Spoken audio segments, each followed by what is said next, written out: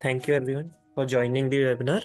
पूरा जैसे कि एक सॉफ्टवेयर है जिसमें सिर्फ एक बेसिक काम से बढ़कर हम चीज़ें करते हैं एडवांस लेवल पे। आप ऑपरेशंस की बात करें, आप कस्टमर मैनेजमेंट की बात करें, आप नोटिफिकेशंस की बात करें, जो हम अलग अलग वेबिनार में देखते आ रहे हैं, तो उसी का एक पार्ट आज हम कवर कर रहे हैं। बेसिकली इसमें हमें क्या देखना है कि जो काम हमारी टीम करती है वाउचर्स मैनेज करने के अंडर, उसमें क्या बेनिफिशियल है, क्या नॉन बेनिफिशियल होगा, या क्या ईज होगी कस्टमर्स अगर यहाँ पर ये काम करते हैं। क्योंकि पूरा एक फुल फ्लेज ईआरपी सिस्टम है, ईआरपी मॉड्यूल है, तो हमने इसमें जो पार्ट करा है कवर, हमने कोशिश करी है कि जो अकाउंटिंग का पार्ट है, जो अकाउंटेंट्स करते हैं जिसमें उन्हें काफ़ी टाइम लगता है, उसे हम थोड़ा सा स्ट्रीमलाइन कर पाए। और अगर आप ऑर्डर वाली साइकिल से इनवॉइस वाली साइकिल पे ही सारी चीज़ें करेंगे तो आपका इन्वेंट्री में भी हेल्प होता है, प्लस आपके बाकी के promotions, timely payment, discounts, calculations भी सिस्टम ऑटोमेटिक करके देता है। तो इसमें आज का जो हमारा टॉपिक है वो है वाउचर मैनेजमेंट। तो उसमें हम क्या क्या चीज़ें कवर कर रहे हैं वो अब हम एक बार डिटेल में देखेंगे। तो सबसे पहले हम देखेंगे यहाँ पर stock transfer voucher. Stock transfer voucher basically उन कंपनीज में यूज होता है जिनके मल्टीपल स्टेट्स में ब्रांचेस होती है, या जिनकी सेम स्टेट में, सेम सिटी में मल्टीपल लोकेशंस होती है, गोडाउन्स होते हैं, और वो warehouse level inventory manage करते हैं। तो इसमें हम देखेंगे स्टॉक ट्रांसफर के अंदर क्या क्या चीजें आप कर सकते हैं। Sales return voucher.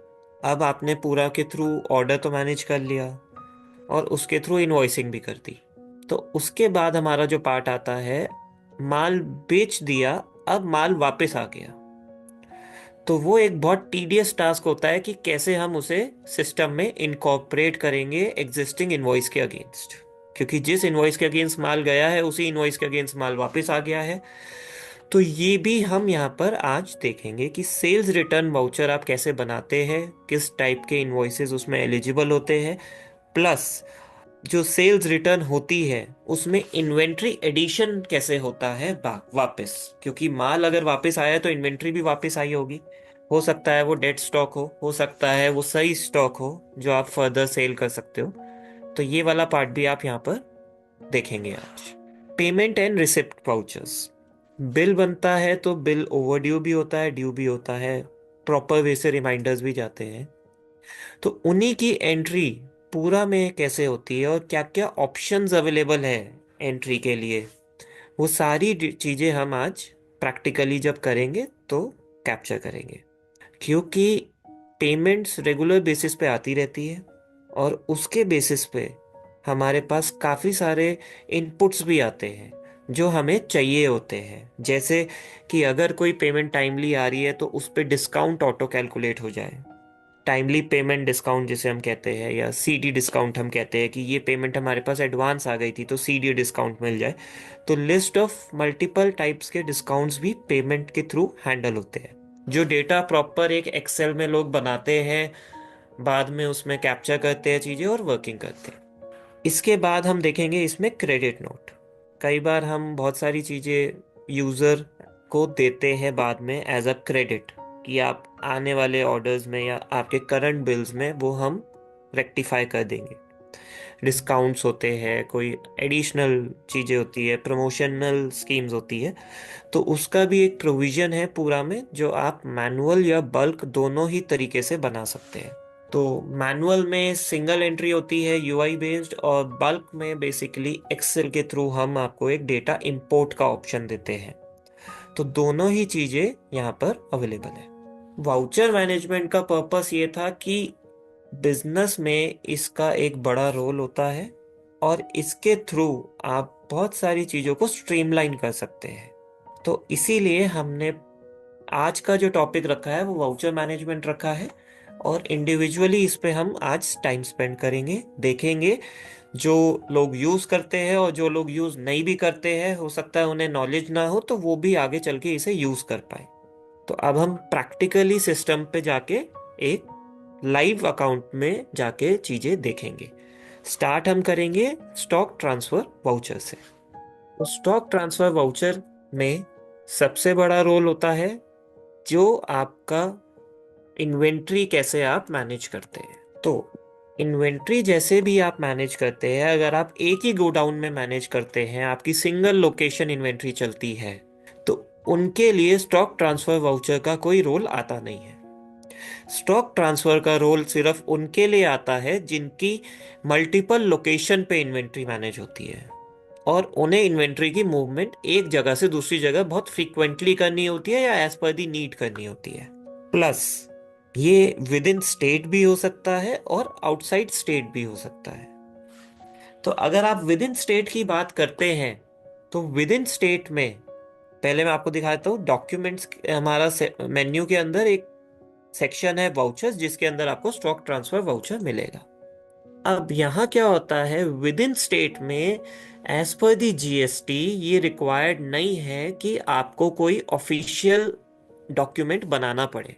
बट अगर आप एक स्टेट से दूसरी स्टेट में भेज रहे हैं मटेरियल, तो आपको एक प्रॉपर डॉक्यूमेंट के थ्रू मटेरियल भेजना होता है जो जीएसटी अप्रूव्ड होता है। और इसका अगर आप बिलिंग के थ्रू भेजते हैं तो यूजुअली स्टेट बदलती है तो बिलिंग के थ्रू ही मोस्टली भेजा जाता है, डिलीवरी चालान के अगेंस्ट नहीं भेजा जाता, क्योंकि इसके अगेंस्ट फिर आपको ई वे बिल, ई इनवॉइस सारी चीजें इनकॉर्पोरेट भी करनी पड़ती है। तो इसमें जो सबसे मेजर और मेन स्टेप आता है वो हम एक बार स्टार्ट करते हैं। स्टॉक ट्रांसफर वाउचर का यहाँ पर एक स्क्रीन आपको दिखता है। अभी आप देख रहे हो बहुत सारे वाउचर्स आपको बने हुए भी दिख रहे हैं, कुछ कंप्लीटेड है, कुछ नॉन कंप्लीटेड होंगे। तो दोनों का ही एक रेलेवेंस होता है। जब आप एक सिटी के अंदर एक लोकेशन से दूसरी लोकेशन में देते हैं, सपोज प्लॉट नंबर 1 से प्लॉट नंबर 2 में दे रहे हैं, और आप चाहते हो इसके लिए मैं इतना इनवॉइसिंग और डिलीवरी चालान ऑर्डर का साइकिल नहीं करना चाहता, तो हम डायरेक्टली आपको एक वाउचर बना के देते हैं जिसमें ए वेयर हाउस से इन्वेंट्री पिक होती है और बी वेयर हाउस में इन्वेंट्री चली जाती है। पर एक केस और होता है कि जब हमने एक इन्वेंट्री ए सिटी से बी सिटी में भेजी जो डिफरेंट स्टेट का पार्ट है, उस केस में हमने यहाँ पर मैंडेटरी रखा हुआ है कि ऑर्डर बैकग्राउंड में प्लेस होके आपका इनवॉइसिंग तक पहुंचेगा। उसमें क्योंकि क्या होता है कि आपका एक चेक भी होता है कि मैंने तो माल भेज दिया, जब तक वहां से वो रिसीव नहीं होगा तब तक आप स्टॉक ट्रांसफर वाउचर का कंप्लीशन नहीं कर पाएंगे और इन्वेंट्री बीच में ब्लॉक रहेगी, ताकि आपका चेक भी हो जाए जो ऑर्डर गया है उसके अगेंस्ट इन्वेंट्री ए से माइनस होके बी में ऐड भी हो गई। तो सबसे पहले हम एक बनाते हैं जो सेम स्टेट में बनाते हैं। तो यहाँ पे आप प्लस पे जैसे क्लिक करते हैं तो आपसे ये पूछता है कि सोर्स वेयरहाउस क्या होगा और डेस्टिनेशन वेयरहाउस क्या होगा। अब यहाँ पे हमने कुछ इंटेलिजेंस के बेसिस पे डिफाइन करा हुआ है कि सोर्स सेल 1 होगा और डेस्टिनेशन क्लिकर होगा, दोनों ही हरियाणा में है। वो इस बेसिस पे करा हुआ है कि आपको बार बार सिलेक्शन करने का ऑप्शन ना, मतलब आपको करना ना पड़े, आपको कम स्टेप्स में आपका काम हो जाए, क्योंकि हम लास्ट सिलेक्टेड वाला यहाँ पर बाय डिफॉल्ट दिखा देते हैं, ताकि आपके जो नंबर ऑफ क्लिक्स है सॉफ्टवेयर पे वो थोड़े से रिड्यूस फॉर्म में चले। पर एनी टाइम आप इसे बदलना चाहते हैं, आपके पास एक स्विच वेयरहाउस का भी ऑप्शन है, आप स्विच भी कर सकते हैं। सेकंड, आप चाहते हो कि नहीं अब मुझे सेल 1 से क्लिकर में नहीं भेज के किसी और वेयर हाउस में हमें भेजना है, तो आप यहाँ से मल्टीपल वेयर हाउसेज आपके अवेलेबल है जहाँ पर आप सिलेक्ट कर सकते हैं। अगर आप सेम वेयर हाउस सिलेक्ट करते हैं तो सिस्टम आपको एरर देगा, अदरवाइज आप किसी भी वेयर हाउस में यहाँ पर चीजें सिलेक्ट करा सकते हैं। इसके साथ साथ एक ऑप्शन और आपको दिख रहा है डीसी रिक्वायर्ड, जो बाय डिफॉल्ट नो रहता है अगर वो सेम स्टेट का एसटीवी होता है, और बाय डिफॉल्ट एनेबल रहता है अगर वो डिफरेंट स्टेट का होता है। इन दोनों का बहुत बड़ा रोल है स्टॉक ट्रांसफर वाउचर में, क्योंकि स्टॉक की मूवमेंट अगर आपकी फैक्ट्री से बाहर जा रही है तो आपको उसके लिए एक प्रॉपर डॉक्यूमेंट होना चाहिए, बट क्योंकि इतनी पास पास लोकेशंस होती है तो लोग नहीं भी यूज करते। बट डिफरेंट स्टेट के केस में इट इज अ मैंडेट कि आप एक प्रॉपर डॉक्यूमेंट जीएसटी कंप्लायंस के बेसिस पे बनाएंगे। अब इसके साथ साथ यहाँ पर आता है कि कब ये आप बना रहे हैं, किस टाइम आपने बनाया है, प्लस किसने बनाया है। पर अभी तक और कुछ हुआ नहीं है यहाँ पे। अगर आपको कोई रिमार्क्स कमेंट्स डालने हैं, आप मैनुअली यहाँ पे डाल सकते हैं। Stock movement from primary unit, simply आपको यहाँ पे जाना है। आप एसक्यू के नाम टाइप कर सकते हैं। आप जो भी अल्फाबेट डालेंगे उसके बेसिस पे जो जो नाम होंगे वो सारे यहाँ पर शो हो जाते हैं। हम एक आइटम, दो आइटम, तीन आइटम, जितने हमें सिलेक्ट करने हैं कर सकते हैं। तो जो आइटम में इन्वेंट्री नहीं है वो सिलेक्ट आप करके बाय मिस्टेक भी अगर आगे प्रोसीड करना चाहे तो आप नहीं कर सकते, क्योंकि अवेलेबल क्वांटिटी जब तक नहीं होगी तब तक आपका आगे का काम कुछ भी नहीं होगा। तो सेम वे से आप यहाँ से इसे रिमूव कर सकते हो। तो जहां जहां इन्वेंट्री नहीं है वो सारी चीजें आपको आगे प्रोसेस करने का ऑप्शन नहीं मिलेगा। अब जैसे हमने पीवीसी लेबल फ्लैग U4 देखा, तो इसमें हमारे को ये बता रहा है कि 999 क्वांटिटी अवेलेबल है, कितनी मैं ट्रांसफर करना चाहता हूँ। तो मैं यहाँ पे एक नंबर डाल सकता हूँ। सपोज मैंने 10 नंबर डाला, तो यहाँ सिस्टम ऑटो कैलकुलेट करता है, रिफ्रेश होता है, ऑटोमेटिकली आपका एक एसटीवी बनता है। पर सोर्स वेयरहाउस और डेस्टिनेशन वेयरहाउस में जो इन्वेंट्री अवेलेबल है वो अभी आपको कुछ भी मूव नहीं होगी जब तक आप इसे सेव नहीं करते। जैसे ही आप इसे सेव करेंगे, आपकी सेल 1 से इन्वेंट्री 999 की जगह 10 क्वांटिटी माइनस हो जाएगी और यहाँ पर आपकी 10 क्वांटिटी प्लस हो जाएगी। इसकी पूरी इन्वेंट्री की जो मूवमेंट है ये आप ट्रैक कर सकते हैं एक इन्वेंट्री लेजर के थ्रू, जो हमारा अवेलेबल है, क्योंकि आपकी इन्वेंट्री प्रॉपर चलनी चाहिए। अगर इन्वेंट्री आपकी प्रॉपर नहीं होती है तो आपको कंसर्न्स आते हैं। जैसे ही आपने देखा कि हमने एक डॉक्यूमेंट बनाया, सेल 1 से 10 क्वांटिटी रिमूव हुई इस डॉक्यूमेंट नंबर के अगेंस्ट और इन्वेंट्री अवेलेबल हो गई 989, और इस लोकेशन पे आपकी इन्वेंट्री ऐड हो गई और इन्वेंट्री अवेलेबल हो गई 78355510। सो डिपेंडिंग कितनी इन्वेंट्री आप मूव कर रहे हैं उसका पूरी ट्रांजैक्शन रिकॉर्ड हो जाती है। अगर आप यहीं पे क्लिक करेंगे तो आपको ये भी पता चलेगा किस डॉक्यूमेंट के अगेंस्ट ये इन्वेंट्री मूव हुई। इसमें हमारे पास multiple level of checks available है कि अगर आप किससे पिक कराया, किससे चेक कराया, किसने पैक करा, ये सारे साइंस आप मैनुअली भी ऑपरेट करके रख सकते हैं। अदरवाइज जिसने क्रिएट करा है उसका नाम यहाँ पर अवेलेबल रहता है विद रिमार्क्स। और यहाँ पे आपके पास दोनों ही वेयर हाउसेस की लोकेशन भी अवेलेबल रहती है। इसके साथ साथ हमारे पास एक और ऑप्शन आता है स्टॉक ट्रांसफर वाउचर में, जो अब हम देखेंगे कि अब मेरा जो मटेरियल है उसके अगेंस्ट मुझे एक ऑर्डर प्लेस करना है कि मैं एक डॉक्यूमेंट के अगेंस्ट चाहता हूं, मैं डायरेक्टली नहीं भेजना चाहता। तो आप सिंपली जाएंगे, आपका जो ये ऑप्शन है, अभी हम सेम स्टेट में है तब भी आप ये काम कर सकते हैं। आप यस करेंगे तो अब जब आप ट्रांसफर करेंगे तो आपकी इन्वेंट्री मूवमेंट नहीं होगी, डिडक्ट जरूर हो जाएगी पर मूव नहीं होगी। तो हम यहाँ जाते हैं, अब 989 है। अब हम दोबारा ये एक्टिविटी जब कर रहे हैं और सेव करेंगे तो इसके बैकग्राउंड में एक ऑर्डर प्लेस होगा जो इस एसटीवी नंबर के अगेंस्ट आपको दिखेगा भी। ये आपको हेल्प करेगा और सिस्टमैटिक वे से अपना बिजनेस ऑपरेट करने में। आप देख सकते हैं एक ऑर्डर नंबर प्लेस हो गया जिसका ऑर्डर नंबर भी आपके पास अवेलेबल है। और अगर आप इसकी इन्वेंट्री ट्रैक करेंगे तो आपको सिर्फ सिंगल एंट्री ही दिखेगी जिसमें इन्वेंट्री लेस तो दिखेगी बट एडेड नहीं दिखेगी अभी, कि इसके अगेंस्ट एक डॉक्यूमेंट भी बना, एक ऑर्डर आईडी भी बनी और एलोकेट हो गई।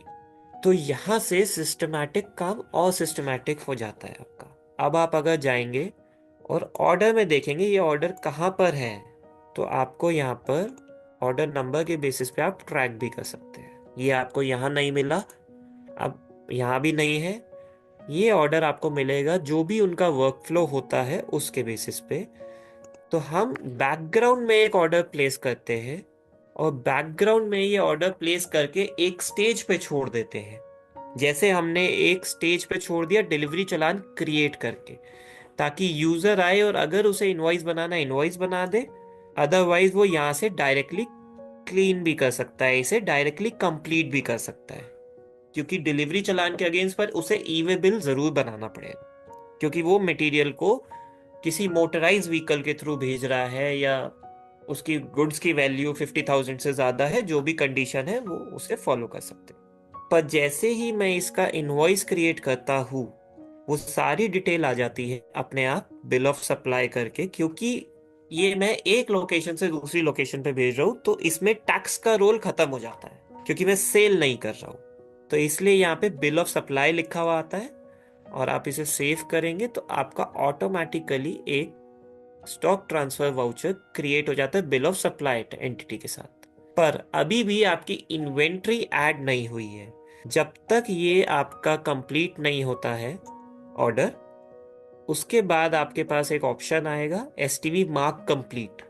उस टाइम एक एंट्री ट्रिगर होगी और आपका एसटीवी के अगेंस्ट इन्वेंट्री मूवमेंट डन हो जाएगा। ये बेसिकली जहां पे मल्टीपल लोकेशंस होती है वहां पर बहुत हेल्प करता है सिस्टम। तो अगर हम देखें, अब ये आप अगर मार्क कंप्लीट करेंगे तो इन्वेंट्री की मूवमेंट डन हो गई और ये अपना ग्रीन मार्क हो गया। सेम वे से आप कैटलॉग के अंदर जाके, इन्वेंट्री लेजर के अंदर जाके आप यहाँ से देख भी सकते हैं कि ये एलोकेशन हुआ, और अब ये इन्वेंट्री की जो मूवमेंट है इसकी एक एंट्री बनेगी और यहाँ पर आपके पास रिफ्लेक्ट भी करेगी। तो फर्स्ट पार्ट जो हमारा था कि हम देखेंगे how to add stock transfer voucher, तो है सिंपल सा पार्ट कि एक जगह से दूसरी जगह भेजना, बट इतना कॉम्प्लिकेशन है इसमें कि कहाँ इनवॉइस बनना चाहिए, कहाँ डिलीवरी चालान बनना चाहिए, कहाँ नहीं बनना चाहिए, वो सारी कंडीशंस को हमने प्रॉपर वे से एनालाइज करते हुए यहाँ पर फीचर्स आपको दिए हैं, ताकि आपका काम बहुत सिस्टमैटिक वे से चलता रहे। अगला पार्ट आता है हमारा सेल्स रिटर्न वाउचर का। तो सेल्स रिटर्न वाउचर क्या होता है? सबसे पहले हम अगर इसकी डेफिनेशन की बात करें, कोई भी गुड्स अगर आपने इनवॉइस कर दिए हैं और इनवॉइस के बाद अगर वो गुड्स आपके वापस आ गए, उसका कोई भी रीजन हो सकता है, आपने गलत गुड्स भेज दिए, आपने ऐसे गुड्स भेजे जो रास्ते में खराब हो गए, या यूजर ने रिजेक्ट कर दिए लेने से पहले। क्योंकि अब ई इनवॉइसिंग, ई वे बिल सब बन जाते हैं, तो आप इनवॉइस को कैंसिल तो कर नहीं सकते हैं 2 दिन बाद। आपको उसे एक प्रॉपर जीएसटी वे से मैनेज करना होता है अपने अकाउंट्स में। तो उसके लिए गवर्नमेंट ने एक प्रोविजन बनाया हुआ सेल्स रिटर्न का। पहले हम बिल्स को मॉडिफाई कर देते थे क्योंकि इतने सारे चेक्स नहीं होते थे। आज की डेट में बिल मॉडिफिकेशन अलाउड नहीं है, क्योंकि ई इनवॉइस बन जाता है, ई वे बिल बन जाते हैं, टाइम लिमिट होती है सबकी। तो अब एक सेल्स रिटर्न बनता है। सेल्स रिटर्न बनाने का पर्पस ये होता है कि आपने जो गुड्स बेचे और वो गुड्स आपके पास वापस आ गए, जिस भी कंडीशन में आए, खराब आए, सही आए, आपने पर उसे वापस रिसीव कर, तो उसके लिए हम सेल्स रिटर्न बनाते हैं। अब सेल्स रिटर्न किसके अगेंस्ट बनता है? इनवॉइस के अगेंस्ट बनता है। तो आप कोई भी इनवॉइस पे जाएंगे जो मार्क कंप्लीट हो चुका है, उसमें आपके पास यहाँ पर एक ऑप्शन आ जाएगा सेल्स रिटर्न का।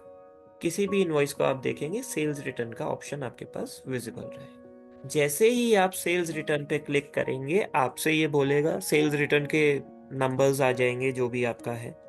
उसके बाद आपको ये बताएगा कि आप किस इनवॉइस के अगेंस्ट सेल्स रिटर्न बना रहे हैं। आपको स्पेसिफाई करना पड़ेगा किस आइटम के अगेंस्ट आपको सेल्स रिटर्न बनाना है। अब इनवॉइस में अगर 2 आइटम थे, तो आपको दोनों के अगेंस्ट बनाना है या सिंगल के अगेंस्ट बनाना है। तो आप अगर चाहें तो आप सिंगल के अगेंस्ट भी बना सकते हैं, अदरवाइज आप डबल के अगेंस्ट भी बना सकते हैं। अब कितनी क्वांटिटी का सेल्स रिटर्न बनाना है, जरूरी तो नहीं है सारी क्वांटिटी आई होगी। हो सकता है मेरे पास सिर्फ एक ही क्वांटिटी आई है, मैं इसे मैनुअली एडिट भी कर सकता हूँ। प्लस जो इन्वेंट्री आई है वो वापस स्टॉक में भी ऐड होनी होगी आपकी, जिस वेयर हाउस से वो गई थी।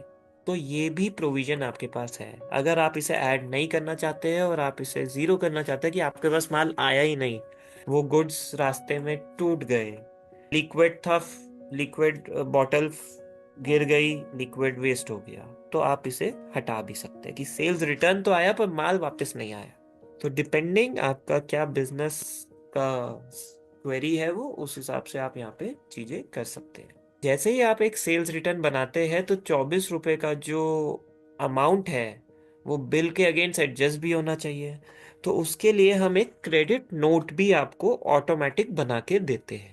तो क्रेडिट नोट सिस्टम में तीन तरीके से बनता है। एक सेल्स रिटर्न के अगेंस्ट बनता है, क्योंकि उतना बैलेंस आपका एडजस्ट होना चाहिए। और बाकी दो डायरेक्ट बनते हैं, मैनुअल और बल्क में। तो यहाँ पर अभी हम एक सेल्स रिटर्न बना रहे हैं, और सेल्स रिटर्न के अगेंस्ट क्रेडिट नोट का ऑप्शन आपको ऑटोमेटिक मिलता है। अब आप यहाँ पे सेव करेंगे तो आपका नेक्स्ट स्क्रीन जो खुलती है वो खुलती है क्रेडिट नोट की। Sales return with credit note number 1 has been created. क्योंकि इनवॉइस ऑलरेडी पेड है तो क्रेडिट नोट कहीं आप एडजस्ट नहीं कर सकते। अदरवाइज यहाँ पर इनवॉइस के अगेंस्ट आपको टैगिंग का ऑप्शन भी मिलता है कि ये जो क्रेडिट नोट बना है आप किस इनवॉइस के अगेंस्ट टैग करना चाहते हैं। तो आप जो काम अलग अलग जाके करते हैं बहुत सारे सॉफ्टवेयर्स में, आपको ये सब इंटरलिंक्ड मिलता जाता है, और इससे हमारा काफ़ी टाइम भी रिड्यूस होता है, जो प्रैक्टिकली हमारे कस्टमर्स ने फीडबैक दिया है जो पूरा में ये सारी वर्किंग करते हैं। इसके बाद हमारे पास ऑप्शन है एक पेमेंट रिसिप्ट वाउचर बनाने का सेल्स रिटर्न के बाद। तो हम एक बार इसे सेव कर देते हैं। अगर आप देखना चाहेंगे तो क्रेडिट नोट आपका एक आपने क्रिएट करा, वो बन के रेडी हो गया, बट उसका जो अमाउंट है वो एज इट इज ओपन है। आप जब भी कोई बिल बनाएंगे तो उसे आप मैपिंग के लिए कर सकते हैं। प्लस क्योंकि ई इनवॉइस बना होता है इनवॉइस के अगेंस्ट और आप क्रेडिट नोट बनाते हैं, तो हम आपको एक और ऑप्शन देते हैं कि आपको उसके अगेंस्ट एक और डॉक्यूमेंट बनाना पड़ता है क्रेडिट नोट के अगेंस्ट, जो होता है ई इनवॉइस। तो यहाँ से अगर आपका बिल के अगेंस्ट ई इनवॉइस बना है तो आपको इस क्रेडिट नोट के अगेंस्ट ई इनवॉइस बनाना भी मैंडेटरी होता है, ताकि जीएसटी में आपकी कैलकुलेशन मैच होती रहे। और यहाँ पर आपके पास ऑटो ई इनवॉइस बनाने का प्रोविजन भी अवेलेबल है। तो आपका सारा कंप्लायंस का काम बहुत प्रॉपर वे से चलता रहता है, और कोई आपको अलग अलग जगह जाके अलग अलग लोगों के ऊपर डिपेंडेंसी भी नहीं रहती है। आप वन गो में सारे चीजें सिस्टमैटिक वे से कर सकते हैं। इसके बाद आते हैं बिल बनते हैं तो पेमेंट एंट्री होती है। तो आप दो तरीके से कर सकते हैं, या तो आप डायरेक्टली जाके रिसिप्ट बना सकते हैं जो कुछ इस तरह से दिखती है, और या फिर आप एक और चीज कर सकते हैं यहाँ पे कि आप बिल के अगेंस्ट टैगिंग कर सकते हैं। तो अगर आप वाउचर्स में जाएंगे, सॉरी डॉक्यूमेंट्स में जाएंगे, इनवॉइस पे जाएंगे, तो आपको पता चलेगा किस बिल के अगेंस्ट पेमेंट नहीं आई है। तो आप यहाँ सिलेक्ट करके बिल बाय बिल भी एंट्री कर सकते हैं, और आप ऑन अकाउंट भी एंट्री कर सकते हैं। तो यहाँ पर आपको दिख रहा है इस इनवॉइस के अगेंस्ट ₹2 की पेमेंट ड्यू है। तो यहाँ पर आपके पास मल्टीपल ऑप्शंस आते हैं कि पेमेंट कब आई। कस्टमर ऑलरेडी फ्रीज रहता है, रिसिप्ट नंबर ऑटो है तो फ्रीज रहती है। किस मोड से आई, कैश, डीडी, ई फंड ट्रांसफर। अगर आप डीडी चेक डालते हैं तो जो फील्ड्स है बदल जाती है, जैसे चेक नंबर डालना होता है, चेक डेट डालनी होती है, bank name, bank branch name. पर अगर आप इसे ई फंड ट्रांसफर डालेंगे तो वो चीज़ें फिर बदल जाएंगी कि यूटीआर नंबर और यूटीआर डेट वहाँ पे मैंडेटरी हो जाता है। तो फॉर एग्जांपल हम कैश की तरफ से जाते हैं तो हमसे कुछ भी मैंडेटरी नहीं होता है, और सिर्फ अमाउंट मैंडेटरी होता है। तो या तो आप फुल अमाउंट पे कर सकते हैं, या आप ज़्यादा कर सकते हैं, या पार्शियल कर सकते हैं। अगर आप पार्शियल करेंगे तो उसके बाद आप लेजर सिलेक्ट करते हैं आपको कौन से बैंक में डालना है। तो ये मैंने सपोज बैंक चार्जेस के नाम से डाल दिया। अगर कोई इस पे हमने प्रमोशन चलाया हुआ है जिसके बेसिस पे इसे टाइमली पेमेंट डिस्काउंट मिलना है, तो वो यहाँ पर ऑटो सिलेक्ट हो जाता है, जो अभी है नहीं। तो आप जैसे ही इसे सेव करेंगे तो आपकी एक रिसिप्ट बन जाती है। पर अभी आपका इनवॉइस ऑरेंज में ही दिखता रहता है, क्योंकि अभी इसमें ऑलरेडी ₹1 का ड्यू बचा है। आप यहाँ से इसका रिमाइंडर भेजना चाहते हैं, रिमाइंडर भेज सकते हैं। इसे क्रेडिट नोट के एड्रेस में डालना चाहते हैं वो कर सकते हैं, या सेल्स रिटर्न और रिसिप्ट।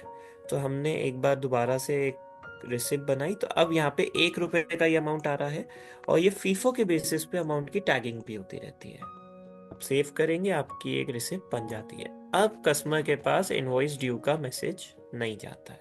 तो ऑटोमेटिकली आप ऑन अकाउंट या बिल बाय बिल दोनों ही एंट्री कर सकते हैं और ये ग्रीन में मार्क भी हो जाता है। ये पूरा डेटा आपको एक्सेल में भी मिलता है ताकि आप देख पाए कि आपकी क्या एंट्रीज हुई है, किस लेवल पे हुई है, और कैसे आप ट्रैक कर सकते हैं कितने दिन की पेमेंट आपकी किस टाइम पे आई है।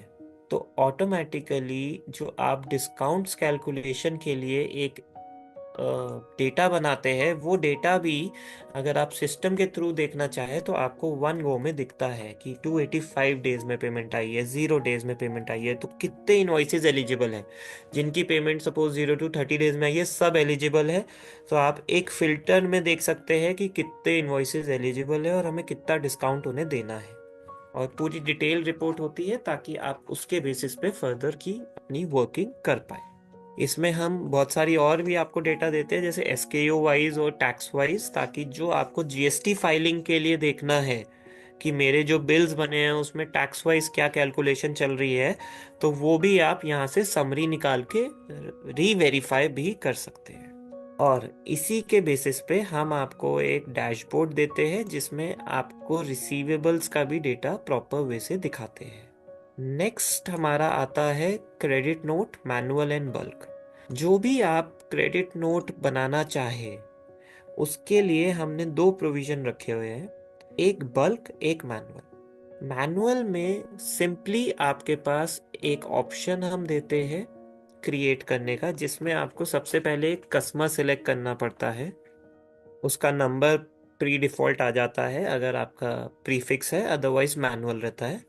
क्रेडिट नोट जब भी आप बनाते हैं तो आपसे लेजर मांगता है कि आप क्या दे रहे हैं, तो आपने सपोज जो भी सिलेक्ट करे वो यहाँ पर आ जाते हैं। कितना अमाउंट दे रहे हैं, कोई रिमार्क्स है या कुछ है, रॉन्ग डिडक्शन, ये सारी चीज़ें आप डाल के यहाँ पर जैसे ही इसे सेव करेंगे इस पार्टी के अगेंस्ट ये क्रेडिट नोट एक बन जाता है। इसी का हमने एक प्रोविजन बनाया है जो आपको अब दिख रहा है, जिसे आप कभी भी अगर मैप करना चाहे तो मैप कर सकते हैं। क्योंकि अब आप जो क्रेडिट नोट बना रहे हैं, अभी तक आपका ये टैगिंग तो हुई नहीं है, तो मैपिंग के लिए आपको यहाँ पर एक ऑप्शन मिलता है, प्लस ई इनवॉइस का ऑप्शन मिलता है जो आप कर सकते हैं। उसके बाद आपके पास एक बल्क क्रेडिट नोट का ऑप्शन भी आता है। बल्क क्रेडिट नोट बेसिकली जब हमें एक महीने के एंड पे multiple level of credit note बनाने हैं तो हम मैनुअली जाके बनाएंगे तो हमारा बहुत टाइम कंज्यूम होता है। तो हमने आपको एक प्रोविजन दे दिया जिसके थ्रू आप एक सैंपल फॉर्मेट में अपना डेटा इनपुट कर सकते हैं। क्या क्या कर सकते हैं? क्रेडिट नोट नंबर, अगर आपका प्रीफिक्स चल रहा है तो आपको डालने की नीड नहीं है। Customer company name, customer company पूरा आईडी, कौन से टाइप का आप उसे क्रेडिट नोट का बेनिफिट दे रहे हैं, अमाउंट, नरेशन।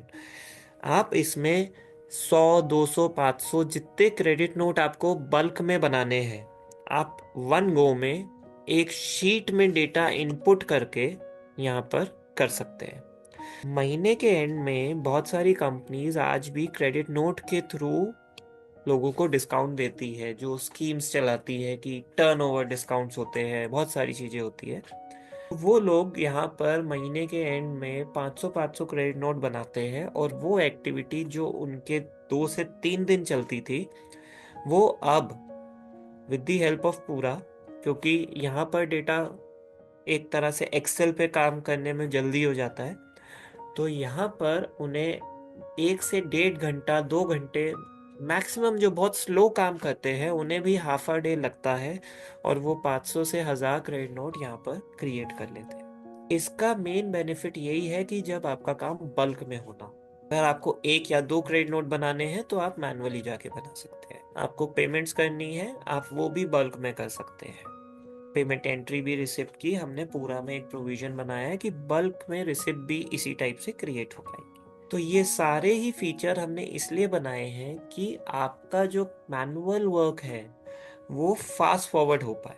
काम यहाँ पे भी मैनुअल है कि आपको एक्सेल भरनी पड़ेगी, सारी चीजें करनी पड़ेगी, बट एक तरह से वो फास्ट फॉरवर्ड हो पाएगा और आपको ऑटोमेटिकली अपना टाइम सेव होता हुआ दिखेगा। तो यहाँ पर आज का जो टॉपिक था हमारा कि कैसे हम स्टॉक वाउचर के बारे में एंट्री करते हैं, sales return, payment receipt, credit note, manual bulk, सारी चीजें सभी लोग यूज करते हैं। हो सकता है कुछ पॉइंट्स मैंने बताए हो जो आपको एड ऑन लगे हो सकता है आपको कुछ भी एड ऑन ना लगा हो क्योंकि सारी चीजें आप करते हैं। बट पूरा में ये सारा प्रोविजन हमने इसलिए बनाया हुआ है कि यहाँ पर अगर कोई कस्टमर आते हैं और यूज करते हैं तो उन्हें ऑटोमेटिकली ईज ऑफ यूज मिले। और ये सारा ही डेटा, जैसे आप पेमेंट एंट्री की बात करें, क्रेडिट नोट की बात करें, ये सब डेटा हम आपका बिजी के साथ सिंकिंग भी देते हैं। ऐसा नहीं है कि आपको यहाँ अलग पेमेंट एंट्री करनी है, बिजी में जाके अलग करनी है, क्योंकि अकाउंट्स वहाँ चलते हैं। आपका यही डेटा वहाँ पर सिंक हो जाता है, ताकि आप किसी भी दिन बैठे और पूरा और बिजी का लेजर मिलाएंगे तो आपका मैच करेगा।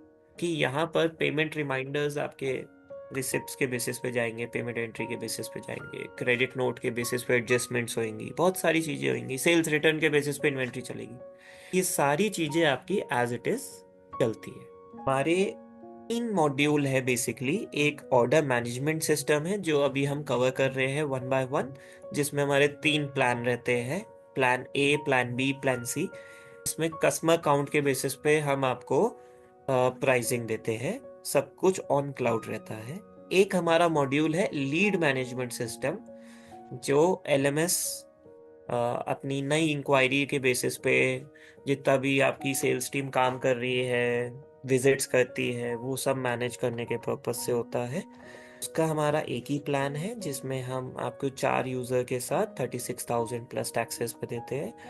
एक हमारा मॉड्यूल है परचेज प्लस प्रोडक्शन, जिसमें आप प्रिक्योरमेंट से लेके प्लानिंग फोरकास्टिंग से लेके प्रिक्योरमेंट तक, परचेजिंग का part, PO, GRN and pi, and फिर उसके बाद जब आपके पास गुड्स अवेलेबल है रॉ मटेरियल फैक्ट्री में, तो आप उसकी प्रोडक्शन प्लानिंग करते हैं। ये वाला पार्ट भी हमारा यहाँ पर कवर होता है। काफी सारी इंडस्ट्रीज है जो पूरा यूज कर रही है फ्रॉम 2017 टिल डेट।